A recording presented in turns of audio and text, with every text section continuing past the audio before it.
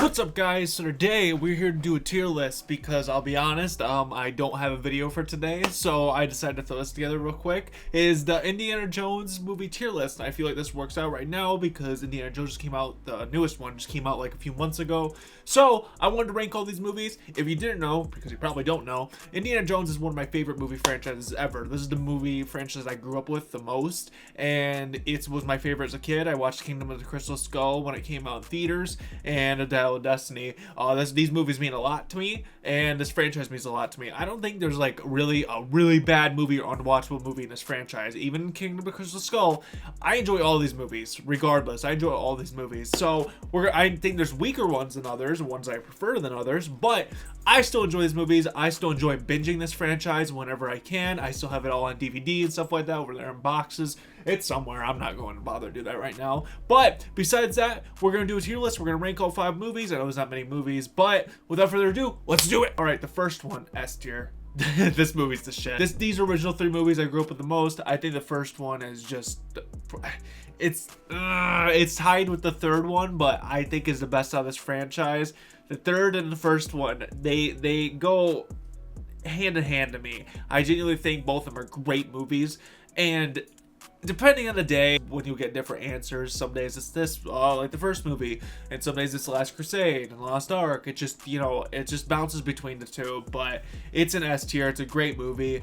I love Harrison Ford in the role, the introduction, the first, 5 minutes is iconic with the boulder sequence, stuff like that. Like, that whole intro scene is so iconic in the sense of you don't even have to see the movies or know really what Indiana Jones is, but when you see that scene, you instantly know who that is or where that's from. You instantly know. It's just an iconic thing, and I love the whole Steven Spielberg aspect of it. This is when George Lucas and Steven Spielberg were at their heights of movies, and yeah, I genuinely just enjoy this movie. It's a fun time all around. I love the introduction of the characters and Marion and stuff like that, and the whole battle for the Ark, the whole movie, and I love the whole battle between him. I can't remember the other archaeologist's name. I can't remember the dude in the white suit. I can't remember his name, but I love the battle between those two, the whole movie, trying to fight to get to the Ark, or that dude always swoops in and steals after he went through all of this just to steal it right at the end. I enjoy it every time. It's a fun time. And yeah, it's just, it's easily one of the best adventure films of all time. You just can't deny that. All right, next one. This one's gonna be a bit of a hot take. Temple of Doom. I think it's A tier.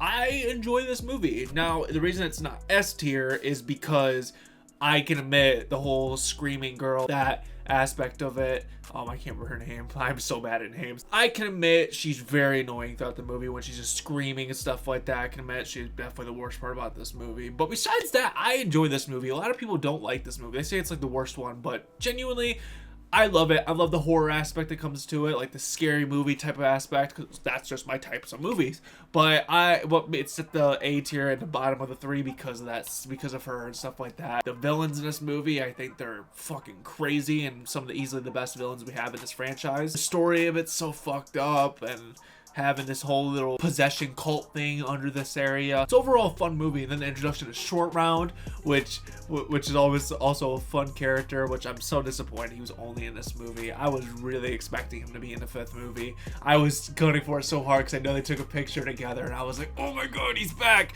He wasn't back. I don't know if he just couldn't make it or what happened, but I genuinely wanted to see him one more time. But he's also a fun part of this movie. I have a fun time every time I see this movie. I think it's one of the best in this franchise. That's just my personal opinion. I know people would disagree with that, but that's just me. We're on to the third one, The Last Crusade. This is S tier. This is a great movie as well. I think these two are great movies. I would say right now, The Last Crusade might be my favorite. Like I said, later is The Lost Ark. Those two bounce around a lot, but The Last Crusade, I think the only other thing that has a little edge on it is the fact that it is a little bit more rewatchable. I think The Last Crusade is the most rewatchable out of it. And plus, with Sean Connery in there, with Indiana Jones, Harrison Ford, their chemistry is great. I love it. I think the humor in this movie is funny. The moments are funny. And I love the whole reveal at the end with the whole, what is it? The cup. I can't remember what it's called. It's the Youth of Life, right? What is it? The Holy Grail. That's what it's called. I couldn't remember for the life of me what it was called. But yeah, for the Holy Grail, I think the whole of them at the end was great. and it was fucking gnarly. Like some of the stuff they got away for their rating is kind of insane. Like especially the Temple of Doom for it being a PG movie. That's people getting their hearts ripped out and shit. Possessions. I'm shocked that this was PG. But Last Crusade, a fun time. Kingdom of the Crystal Skull. Now, I don't know how I can do this without, it has to be C, right? Because I can't really put it in F because there's a big gap. I put it in C because I don't think it's necessarily a bad movie either. Is there a lot of flaws? Yes. Is it the weakest out of this whole franchise? Absolutely. I won't deny that. This is like the worst out of all these movies.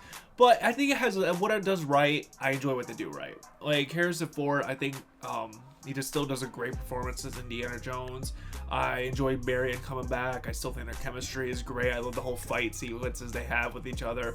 But then you have the ridiculousnesses of like, you know, I'm not going to give too much shit to the fridge scene because that's just kind of a thing with Indiana Jones. Because let's be real, the Temple of Doom, when they got out of the plane with the fucking airboat or whatever and jumped out the plane with it just to land and start floating. Yeah, right.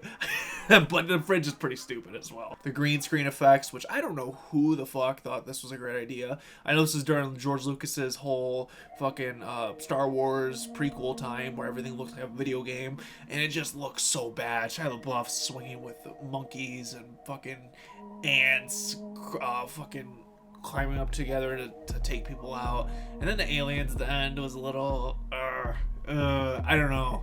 I could have taken it, accepted it in a certain way, but the way they did it with the flying saucer coming out, it's just, that did not work for me. But I really enjoy, like, the first half of this movie, I think is where I really enjoy it. In fact, of too, I have a little special place in my heart because I used to hold this movie in really high regards growing up until I got Taste and realized that there was a lot of flaws in this movie, but I still enjoy it as well. And people who say Temple of Doom is worse than it, I personally don't understand it that much, but that's just me. All right, to this newest one, A Dial of Destiny, B tier. I mean, I think I prefer it more than the Kingdom of the Crystal Skull just for the fact of I like the more grittiness of it, going back to the more gritty side of it. Than the Kingdom of the Crystal Skull felt more cartoony a bit. That's the best way I could put it. The movie just felt cartoony to me, but with the newest one, it felt more gritty. I enjoy Harrison Ford back in the role. I think he fits right back into it. There's a lot of good things about this movie. I enjoyed the first like 20 minutes as well, like the whole de-aging sequence, stuff like that. Obviously, de-aging looks bad, but then again, what de-aging doesn't look bad? I mean, Harrison Ford's like, what? He's 80 years old, trying to go back like 40 years or something like that. It's gonna look rough regardless. I don't think we're just there yet with technology, but I do acknowledge that there's flaws in this movie. I'm not gonna say there's no flaws in this movie. There is a bunch of flaws, but it's a movie I enjoy. A flawed movie that I still enjoy. And I like one of the points that really bothered me at the end of the movie was I feel like they never addressed him being like where he was wanted for murder. I feel like they never really addressed that. I feel like they should have because they made it such a big point throughout the movie. Stuff like that bothered me. But besides that, can I rewatch this and be fine? Like I could get over the flaws and just be fine? Yes. I mean, that's why it's at B tier. I can go over the flaws and just be fine. I can watch any of these movies and the flaws don't overtake the movie for me at all. So, and then like a little bit of what's jarred as well is like when at the beginning with the de-aging sequence, you have young Indiana Jones with 80-year-old Indiana Jones voice, and it's like really weird to watch. I don't know. It gave me nostalgia vibes watching this in theaters. Like it made me remind me when I was a kid again. And then like the song coming in at the end and Marion coming to reunite at the end, you could tell there was definitely a different ending because that ending felt rushed as hell. Like, I don't know, everything just kind of felt like it was happening quick, like those last like 10 minutes or whatever.